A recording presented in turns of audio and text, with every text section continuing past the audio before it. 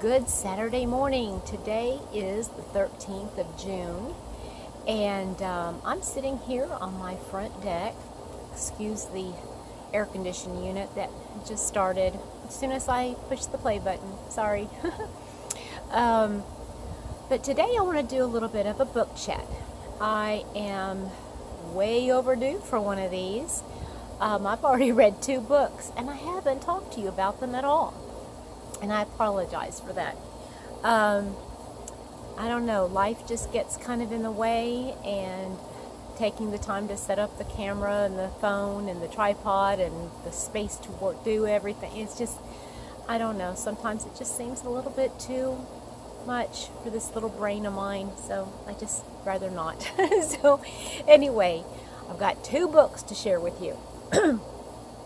The first one I had been reading, and I showed you this, was called Seaside Harmony.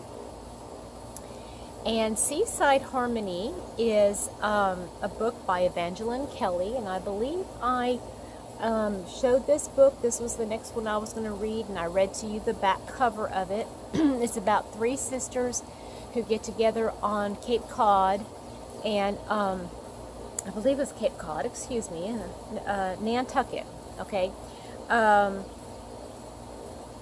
So they get together on Nantucket for a sisters reunion, and they all share a common goal of their mother and wanting to make their mother happy and remembering the times that they had spent as children growing up on this on Nantucket. That's where they would go for their summer vacations, and so their mother had passed away a couple years before this story came into play, and they find the little inn. It's like a little bed and breakfast. It's been turned into, it had been turned into a bed and breakfast, excuse me, and that's where they would go. But the place had long since been, nobody was there. Nobody was there, and it was all grown over, and nobody had lived in it for years, and they decided they were going to end up buying it together. And it's just a really neat story about how the problems, you know, sometimes that arise between sisters, and jealousies and expectations of each other. And it just is a lovely book about the bonding of sisters and how they come together, pull apart, come together, pull apart. Just that whole dynamics between the sisters and their families and their work, and how they all come together for one purpose, and they renew their friendship and their sisterhood. Okay, so this is a really great read. I would recommend this highly to anybody that just wants a light read, just for like summer beach reading kind of thing. And it's a lot of fun. There's some funny parts. There's some sad. There's no, the little book blurb on the back kind of gives an indication that there's a little bit of mystery. There's really not. I mean, but it's not really mystery the way I know mystery, so forget it. Okay, so the next book I read was Romeo's Hammer. This was, or is, the 3rd book in the series. The first one was called Romeo's Rules. The second one was called Romeo's Way, which I did a book chat on a little over a month ago. And I loved Romeo's Way, and this one's Romeo's Hammer. And it just continues to follow the story of a man named Mike Romeo, who was an ex-cage fighter years ago, and decided to get out of it and become just his own person. And he's trying to find out, or trying to figure out who he is, where he belongs in life, but he always seems to get caught up in something really not, well, I guess violent is a good word for it. He just always draws attention because he's not a big man, but you could tell he's worked out, he's in shape, and he's a very philosophical man, and he's trying to come into the idea of what life's all about. Who is he? How does he fit into this life? It has a lot of spiritual content. His best friend, the only friend that he's got right now, is a Jewish man who fought in Afghanistan, and he's a paraplegic, and he now is a techie kind of person, and he's Mike's best friend, and he tells it like it is. So it's just an interesting story about how Mike is trying to figure out life, and why do all these things happen to him. And I'll give you a really good, I wish I would have marked it in here because I would have read it verbatim, but there is a little paragraph in here, and it's written in first person, so it's written from his point of view, and it's really funny in a way, because here he is, he's just gotten himself out of a very tenuous, potentially lethal situation, and he runs away. He ends up with his captor's telephone and his cell phone, and he's sitting on a hill in the middle of a deserted place in his underwear, and he's got this phone in his hand, and he says, you know, I'm not saying it verbatim, obviously, because I can't get it right, but it's typical of what something Mike Romeo would say. It's like, how ironic is this, that I've got the world at my fingertips in this one device, and yet I am nowhere, in the middle of nowhere, don't know where I am, with nothing but my boxers on.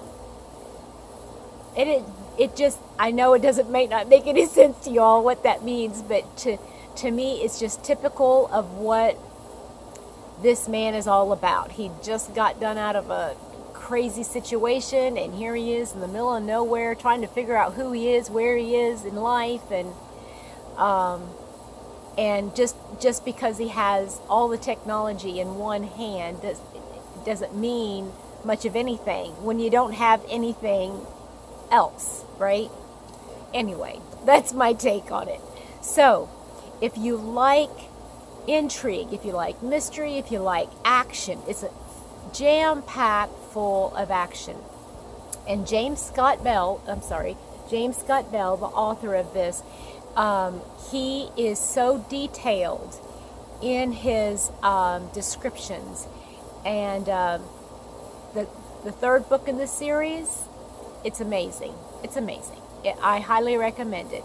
And I like the way it's written, because you don't have to go back and read the first one in order to understand the second one, or the third one for that matter. You'll still enjoy it if you just read. There's any references to past books is explained. So it's just kind of like quickly summarized, so you wouldn't miss a thing. So anyway, that's my take on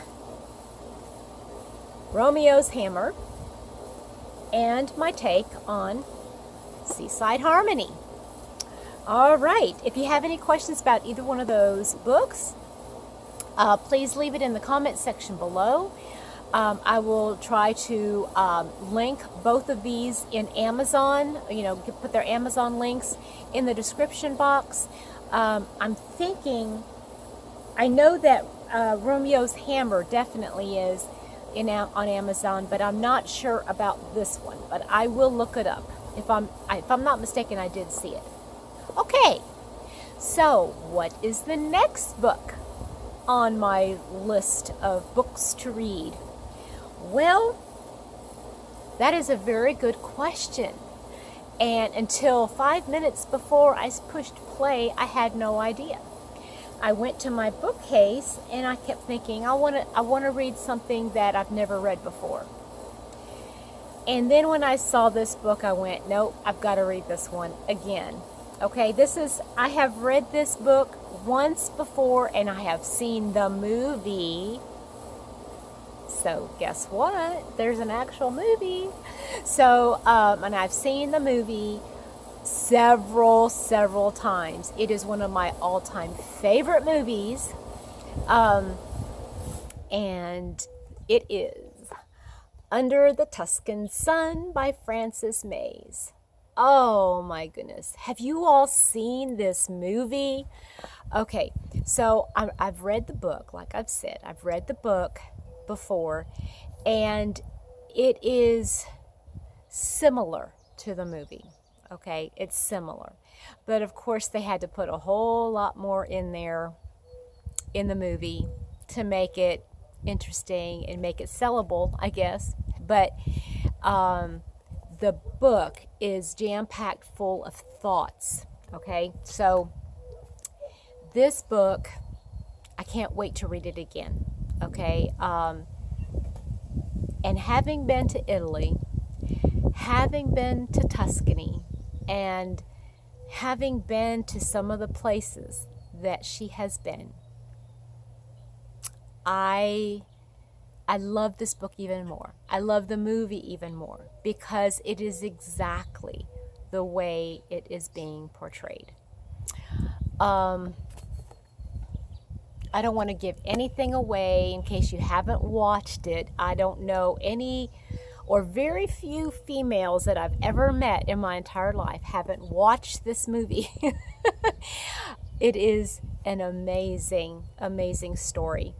And to know that a lady, this is an actual biography. Okay, this is a biography, a representation of Frances Mays. That's who she is. This is what happened.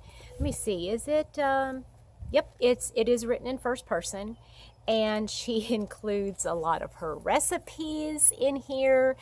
So if anybody's interested in cooking Italian style, it's an amazing book.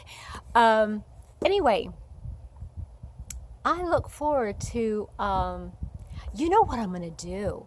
Ooh, you guys, I'm so excited about this. I happen to have, or do I have it? I better have this movie in my collection. I must have it. So after I read this book, I'm going to pull out the movie again and watch the movie again, probably like for the 6th time. And maybe we could have a watch party. Wouldn't that be fun? We could have a watch party together. So anyway, if you have any questions about any of these books or anything that I said today during my little book chat, I hope that you leave it in the comment section below. And until next time, when I give a review of the book, I hope you have a good one. Okay? Bye.